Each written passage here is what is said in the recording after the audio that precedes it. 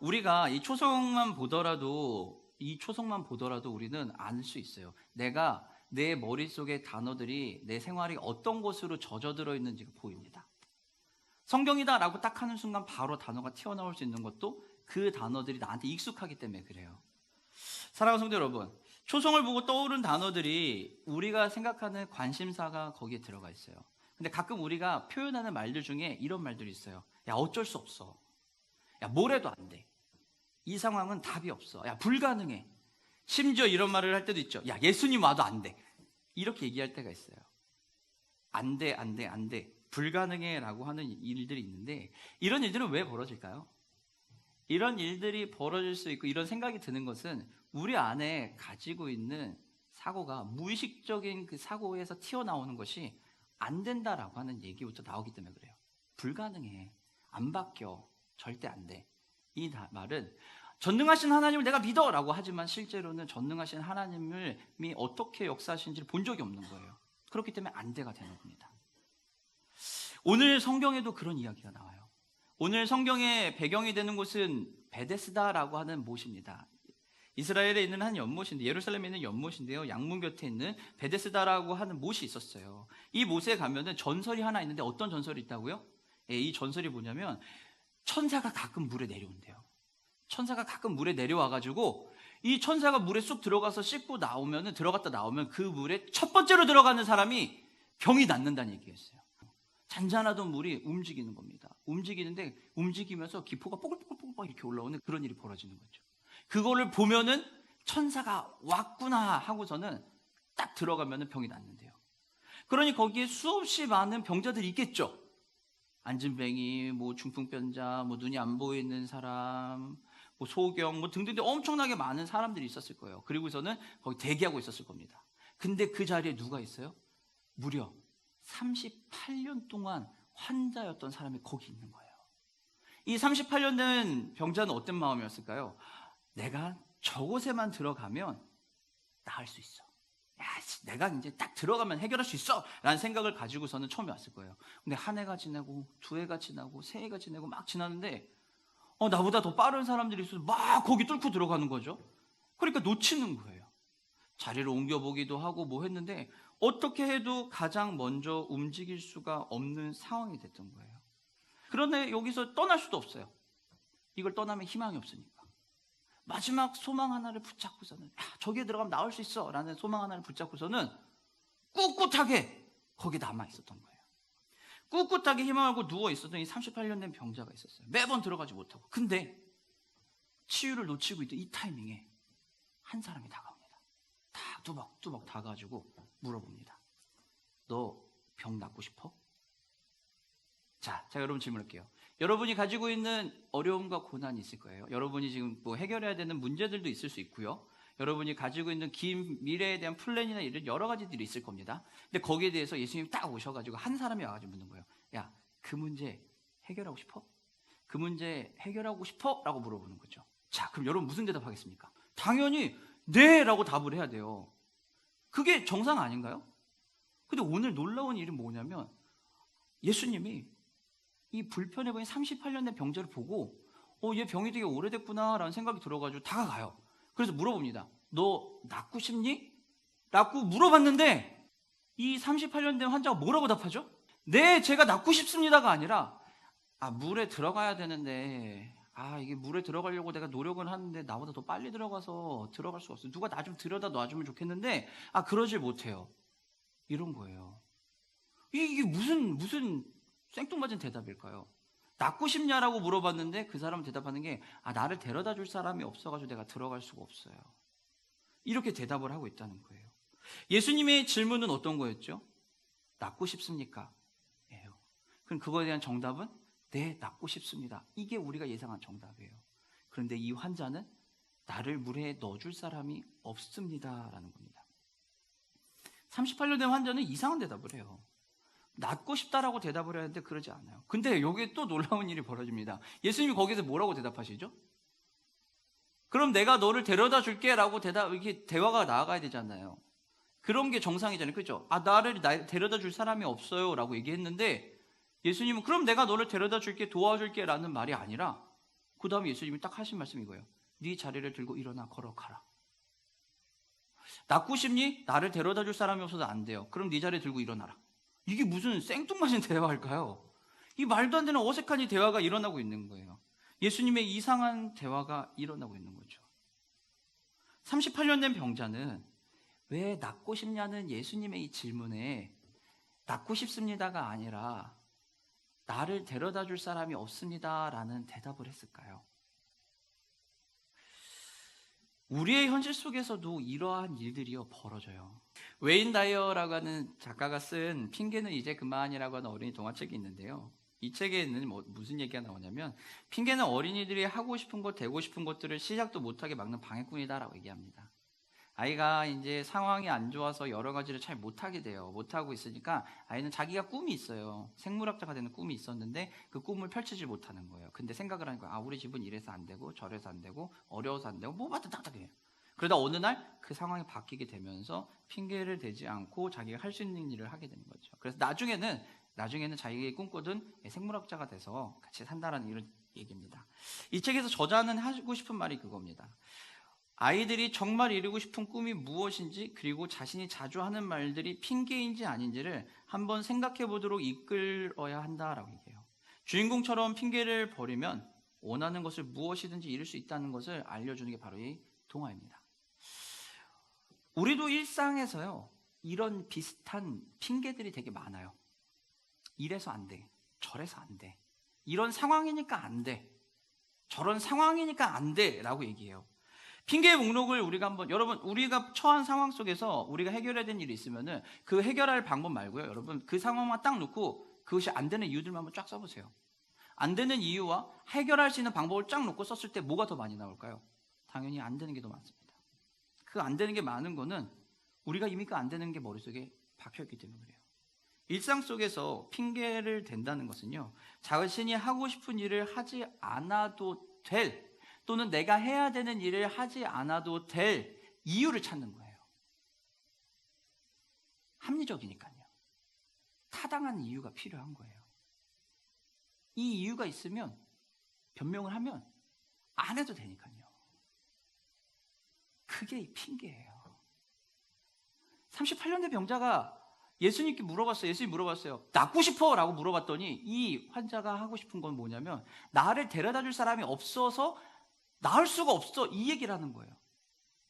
그럼 예수님의 의도는 낫고 싶어, 문제가 해결되고 싶어 라고 했는데 자신의 뭔가가 있겠죠. 그러니까 얘기하는 거예요.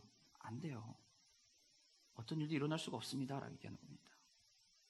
우리는 그것들이 해보지 않고 겁이 나서 스스로 만들어낸 핑계거리에 속아서 어쩌면 살고 있을 수 있어요. 이건 이래서 안 돼, 저건 저래서 안 돼, 우리가 배운 지식이 있으니까, 내 경험이 있으니까 그것에 토달해서는 안 돼, 사회적인 분위기가 이렇게 흘러가니까 이것 때문에 안 돼, 저것 때문에 안 돼, 어쩔 수 없어, 이렇게 얘기하는 거예요. 아이들한테 어떤 문제가 벌어져서 아이들한테 물어보면 무슨 일이 벌어진지 아세요, 여러분? 만약에 공놀이를 하다가 아이가 한 명 공을 던졌는데 공이 다른 걸 맞춰서, 화분을 맞춰서 떨어져서 화분에 모래가 다 흩어졌어요. 자, 그러면은 물어볼 거예요. 이거 누가 그랬어? 라고 하면은 뭐라 그럴까요? 나는 하기 싫었는데 같이 하자고 해서 어쩔 수 없이 한 거예요. 나는 피해자예요. 내가 안 그래도 왜 나한테 그래요? 아이들은 대번에 그렇게 나와요. 아이들이 못돼서가 아니라 본능적으로 그런 일들이 벌어지게 돼요. 혼나지 않을 이유와 핑계를 대기 시작해요. 근데 여러분, 혼나지 않을 이유와 핑계를 대는 게 아이들만이 아니에요. 우리도 그렇다는 거예요. 38년 된 병자는 진짜 낫고 싶지 않았을까요? 낫고 싶었겠죠. 38년 동안 그러고 살았는데 어떻게 안 낫고 싶겠냐고요. 낫고 싶었겠죠. 하지만 그는 안 되는 핑계거리만 찾고 있는 거예요. 우리의 일상이 즐겁고 적극적으로 하기 위해서는요, 우리는 당연히 안 된다가 아니라 할 수 있다는 생각으로 전환을 해야 돼요. 핑계거리를 제거하는 일을 해야 되고 생각을 바꿔야 될 필요가 있습니다. 핑계를 제거하려면 우리는 어떻게 해야 될까요? 우리는 행동해야 돼요. 준비해야 되고 행동해야 됩니다. 답을 찾아야 되고 해결해야 돼요. 준비하고 결단하고 움직이지 않으면은 절대 그 문제는 해결이 안 돼요. 상사가 부하 직원에게 일거리를 줬단 말이에요. 자, 이거 하세요라고 했더니 상황이 좀 녹록지 않은 거예요. 그래서 얘기합니다. 이건 이래서 이러한 이유로 안 됩니다. 그럼 여러분이 상사의 입장이라면 뭐라 그러시겠어요? 그래, 안 되는구나. 그래, 그러면 다음에 하자. 이러고 넘어가실 거예요? 안 그러잖아요. 우리는 다 방법을 찾아. 그 안 되는 이유가 뭐야? 그 방법을, 그렇다면 그걸 해결할 수 있는 해결책은 뭐야? 대안은 뭐야? 그것이 못하면 그 또 다른 세컨더리 대안은 또 뭐가 있어? 등등등 찾을 거예요. 그렇게 얘기를 할 거고요. 그런데 신앙 앞에서는 우리가 가끔 그래요. 하나님 앞에서는 그래요. 하나님 이거 이래서 상황이 안 돼서 안 돼요. 그래, 이건 안 되는 거예요, 하나님. 줬다 깨어나도 안 돼요, 하나님. 농담으로 얘기하죠. 아유, 주님 오셔도 안 된다고, 이 일은. 근데 우리가 다시 한번 물어봐야 되는 건 그거예요. 나는 하기 싫은 이유를 찾은 건지, 내가 안 해도 되는 합당한 이유를 찾고 있는 것인지, 아니면은 정말로 어려워서 누구의 도움이 필요한 건지 우린 스스로 물어봐야 돼요. 우리는 왜 핑계를 제거하고 움직이는 것이 어려울까요? 본능적으로 그렇게 어려워, 힘들어요. 솔직하게 얘기하는 게 쉬울까요? 아니면은 적당히 거짓말하고 적당히 사실을 조금 빼고서 얘기해서 넘어가는 게 쉬울까요? 당연히 적당히 속이고 넘어가는 게 쉬워 보일 거예요. 정직하게 얘기한다는 거, 핑계를 대지 않는다는 것은 어려워요. 왜냐하면 그거를 정직하게 얘기하는 순간 내 잘못이 보이니까요. 내 부족함이 보이니까요. 그러니 정직하기가 어려운 겁니다. 살짝의 거짓말, 100%의 진실이 아닌 90%의 진실만 얘기하고 빼는 거예요. 그럼 사람들한테 얘기해줘. 나는 거짓말한 적 없는데. 난 진실을 얘기했어. 다 말하지 않았을 뿐이지. 그게 핑계대고 있는 거예요. 38년 된 환자도 똑같아요. 예수님은 분명 물어봤어요. 낫고 싶어? 그럼 거기도 뭐라고 답해야 돼요? 네! 라고 대답해야죠. 근데 안 되는 이유만 대고 있어요. 하나님께서 여러분 똑같이 물어볼 때니까요. 우리에게 똑같이 물어봐요. 이런 상황에서 해결되고 싶어? 이거 해결이 돼야 돼? 그럼 우린 뭐라고 답해요? 예, 주님 해결돼야 됩니다. 라고 대답해야 되는데 이래서 안 되고요. 주님 이런 상황이고 저런 상황에서 다 안 돼요. 그래, 조금 더 환경이 바뀌어야지 해결이 될 것 같습니다. 그리고 환경이 먼저 바뀌어야 되지 않을까요? 우리는 아마 이렇게 기도할 수 있어요. 그리고 어쩌면 이게 되게 이 시대에는 합리적이고 이성적이고 아주 탁월하고 지혜로운 기도의 방법인 것처럼 보일 거예요. 그런데 예수님은 거기에 대답하시는 거예요. 그럼 들고 일어나 가라. 네 문제가 해결됐다. 한마디 얘기하시는 거예요. 그럼 거기서 우리는 움직일 수 있냐는 거죠. 우리가 핑계를 제거하지 못하고 움직이는 게 어려운 이유는 무엇 때문일까요? 우리가 일상에서 핑계와 변명을 대는 이유는 내가 누구인지 몰라서 그래요. 내 앞에 오신 그분이 누구이고 내가 원래 어떤 존재인지 모르기 때문에 그래요. 내가 어떤 나의 정체성을 알면 그러면 우리는 충분히 그 일들을 해결할 수 있어요. 그리스 로마 신화에 보면은 모노산달로스라고 하는 신의 이야기가 나옵니다. 이 모노산달로스는 어떤 거냐면은 모노라고 하는 거는 우리가 아는 것처럼 하나를 얘기하는 거예요. 모노고요. 산달로스는 샌들, 신발입니다. 그래서 모노산달로스라고 하게 되면은 신발 한 짝을 가진 OS 로스 붙은 거는 사람이에요. 신발 한 짝을 가진 사람이라는 뜻입니다. 이 모노산달로스는 어떤 거냐면요, 이아손이라고 하는 이올코스라고 하는 나라의 왕자가 있었대요. 근데 아버지가 약간 좀 능력이 없었나 봐요. 그래서 아버지의 형제에게 밀려서 왕권이 밀려서 쫓겨납니다. 쫓겨나서 저 위에 산에서 살다가 문에서 왕권에 살다가 펠리온산에 살아가고 있었는데 15년 동안 종족을 감추고 살아요. 그러니 왕이 된 사람은 이 이아손이 있다라는 것도 몰라요. 모르고 있는데 이 이아손이 어느 날 이제 거기 교육도 받고 이제 그리스 로마 신화이기 때문에 이제 여러 신들이 있거든요. 신들에게 교육도 받고 하면서 산을 내려옵니다. 내려오는데 그 내려오면서 동네의 아이들을 통해서 일어났던 그 동요처럼 부르고 있던 게 뭐냐면 옛날에 평강공주 뭐 이런 비슷한 얘기입니다. 무슨 이야기가 있냐면 모노산달로스가 내려와 이올코스의 왕이 될 것이다 라는 그 노래 같은 게 막 퍼지고 있었대요. 근데 이하손이 쭉 내려오는데 어느 날 내려오다가 강을 이렇게 건너야 돼요. 강을 건너야 되는데 헤라 여신이 분장을 하고서는 이 헤라 여신이 이하손의 아버지를 싫어한다 뭐 그랬던 것 같아요. 그래서 얘한테 자기를 업고 건너가라 그래요. 부탁이 아니라 날 무조건 업고 건너가라 그런 거죠. 올라가가지고 업고 가는데 이 헤라 여신이 변신한 헤라 여신이 힘을 엄청 주고 무게를 막 늘어나게 해가지고서는 못 건너가게 막는 거예요.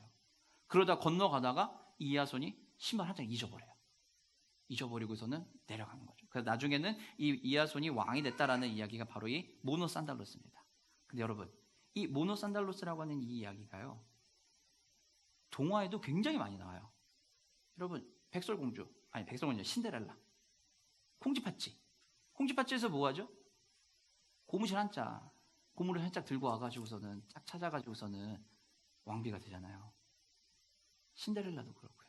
잃어버린 유리구두 한 짝, 이게 다 모노산달로스예요.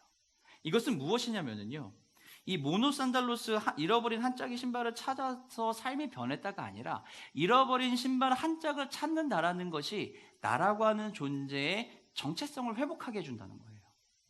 내가 잃어버린 그 하나를 찾을 수 있게 만들어주는 것이 바로 이 모노산달로스의 이야기예요. 그럼 우리에게도 한번 적용해서 물어볼 수 있는 거예요. 나는 그러면 예수 믿는 나는 모노산달로스라면, 내가 모노산달로스라면 나는 무엇을 찾아야 되냐는 거죠. 하나님께서 우리에게 하시는 그 모든 일들을 할 수 있다라고 우리는 성경에서 기록된 일을 믿는다고 하지만 그러지 못하고 있다면, 하나님의 자녀로서 내가 그 정체성을 갖고 살아간다면 나에게는 잃어버린 그 한 짝의 신발이 어떤 것이냐는 거예요. 우리가 잃어버린 한 짝은 바로 복음이에요. 하나님이 하신다. 모두가 믿어요. 하나님이 하신다. 그런데 모두가 그거를 행하지 않아요. 왜냐하면 안 믿으니까요. 그래서 예수님이 어떻게 하셨어요? 직접 오신 거예요. 예수님이 직접 오신다라고 하는 선택을 하시고, 그리고 거기에서 어떻게 살아야 되는지를 희생하시는 그 모습을 직접 보여주신 거예요. 그러면서 그렇게 해서 우리가 살아났다라는 것을 알려주는 겁니다. 우리도 무엇을 해야 할지 몰라 움직이지 못하고 있을 수 있어요. 그래서 예수님께서 직접 이 땅에 오신 겁니다. 직접 예수님이 이 땅에 오셔서 그 우리의 잃어버린 그 한 짝의 신발을 찾아주시는 거죠. 그리고 얘기하는 겁니다. 우리는 잃어버린 그 정체성을, 그 복음을 찾으면 우리는 하나님의 사람으로 살아갈 수 있어. 하나님이 하신다라고 한 그거를 찾을 수 있고 믿고 걸어갈 수 있어. 그것을 하기 위해서 예수님이 어떻게 직접 와서 38년 된 병자에게 이야기하듯이 똑같이 얘기하는 거예요. 낫고 싶느냐? 찾고 싶느냐? 한마디 하는 겁니다. 그럼 우린 거기에서 어떻게 대답하면 될까요? 예, 주님, 낫고 싶습니다 라고 답하면 됩니다. 38년 된 병자처럼 이래서 안 돼요가 아니라 낫고 싶습니다 라는 겁니다. 38년 된 병자는 핑계를 대고 이유를 댔지만, 변명을 하지만, 그럼에도 불구하고 예수님은 어떻게 해요? 그 환자를 치료하세요. 네 자리를 들고 일어나 가라 라고 얘기합니다. 우리가 하나님 앞에서 예수님께서 이야기하신 것에 변명을 하고 못한다라고 얘기를 하고 안 된다라는 이유와 변명을 댄다 할지라도 예수님께서는 우리에게 똑같이 얘기하세요. 그러면 일어나서 해결하자, 움직여라 라고 얘기합니다. 그럼 우리는 이제 무엇을 해야 될까요? 움직이면 돼요. 38년 된 병자에게 찾아가신 예수님이 묻는 거죠. 그리고 38년 된 병자는 병이 낫기 위해서는 자신을 누군가가 들어가지고선 저기에 가장 먼저 넣어줘야 돼 라고 하는 생각이 가득했어요. 이 생각 외에는 다른 방법을 찾을 수가 없었단 말이에요. 그렇기 때문에 이것만을 가지고 있는데 예수님은 우리의 생각과는 전혀 다른 방식으로 접근을 해서 물어보시는 겁니다. 내가 생각하는 방식은 이거야. A, B, C, D가 있어. 이것만 되면은 돼 라고 하고서 생각을 하는데, 예수님은 이 A, B, C, D가 아닌 원초적이고 근원적인 해결책을 들고 와서 얘기하시는 거예요. 그리고 나서는 이거를 해결하자라고 얘기하는 겁니다. 근데 우리가 여전히 A, B, C, D 해결해야 되는 문제 하나에 내가 할 수 있는 거 하나와 내가 못하는 거 하나에만 집중을 하고 있으면 예수님의 그 메시지가 들려와도 우리는 38년의 병자처럼 똑같이 그렇게 변명을 대고 똑같이 안 되는 이유를 댈 거예요. 그럼 여기서 끝나냐? 우리 주님이 거기서 끝내버리면은 그냥 세상에 예수 안 믿는 사람과 똑같이 살아가겠죠. 그런데 그 예수님이 거기에서도 한 번 더 나오셔서 얘기하는 겁니다. 내가 해결해 줄게. 들고 일어나 가. 우리는 A, B, C, D 외에는 답이 없다고 생각하지만 예수님은 원초적인 근원적인 문제를 해결해 주시는 겁니다. 예수님의 관심은 병자가 어떻게 낫는지가 아니에요. 병자가 나을 것인가 말 것인가예요. 그 환자의 상태를 좋아지게 하는 방법이 문제가 아니라 그가 낫고 싶은지 안 낫고 싶은지예요. 예수님의 관심은 38년 된 병자가 베데스다에 못 들어갈 이유를 찾고 싶지 않아요. 예수님은 그거 관심 없어요.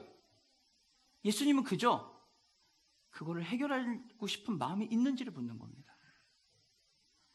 회복하고 싶은지 아닌지가 아니라 그것을 해결할 수 있어 라는 거고, 그래서 예수님은 아무리 그가 변명을 하면서 안 되는 것을 찾는다 할지라도 거기서 예수님 대답하시는 거예요. 그러면 들고 일어나 가라.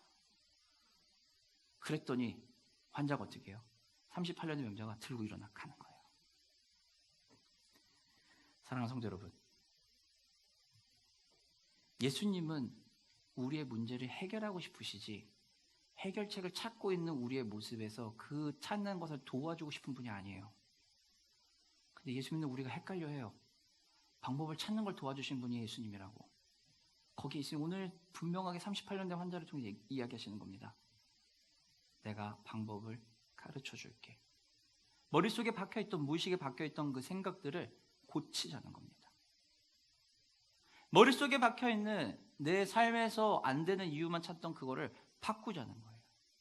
그게 생각해서 나쁜 게 아니라 그럼 그 이유가 원인이 있으면 행동해서 해결하자는 겁니다. 근데 그것을 근원적으로 해결할 수 있게 내가 도와줄게 라고 얘기하는 겁니다.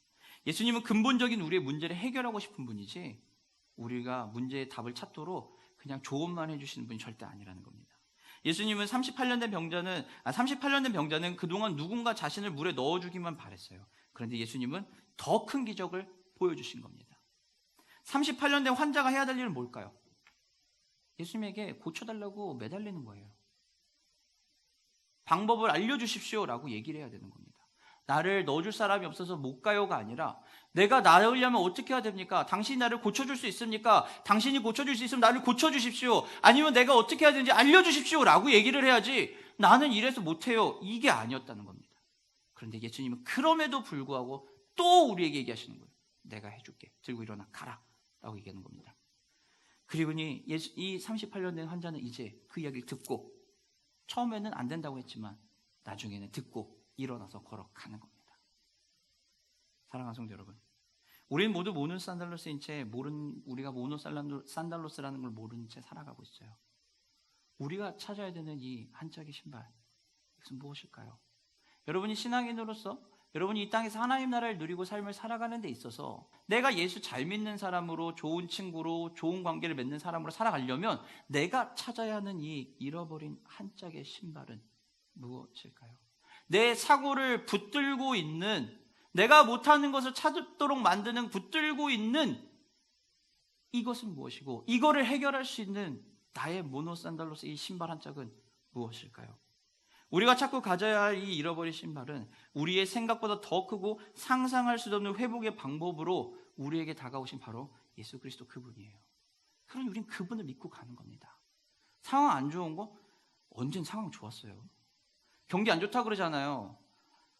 이 시대 경기 안 좋다고 되게 그러잖아요. 제가 곰곰이 생각해봤어요.